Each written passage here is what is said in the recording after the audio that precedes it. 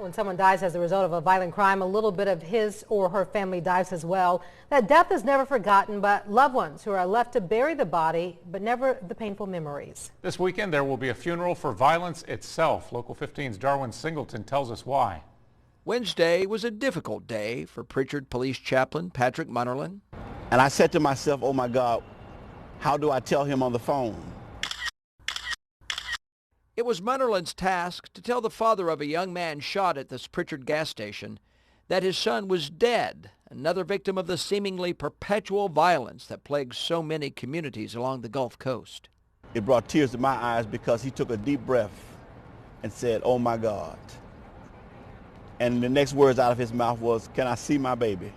Another violent death, another funeral, which makes the casket in the atrium of Government Plaza especially meaningful to Chaplain Munnerlin. That's right, a casket in Government Plaza.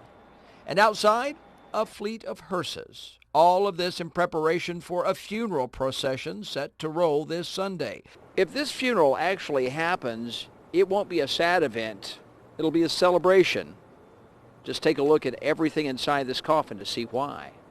But this Sunday, Mobile and Baldwin counties will symbolically put all of these crimes in a wooden box and take them on a funeral procession to bury the violence. It is thinking outside the box to try and bring awareness to members of the community that might not otherwise think that their actions are going to send somebody in a casket to a hole in the ground.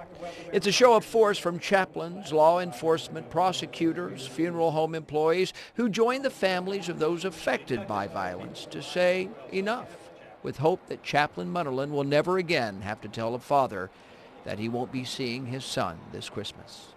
That family now will have to sit down with a funeral home to make arrangements for that son.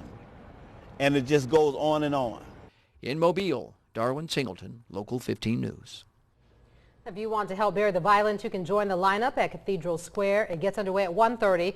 The procession leaves at 2 o'clock and ends at 3:30 with a brief ceremony at Fairhope Pier. Everything wraps up with a news conference at Pritchard City Hall at 4 o'clock.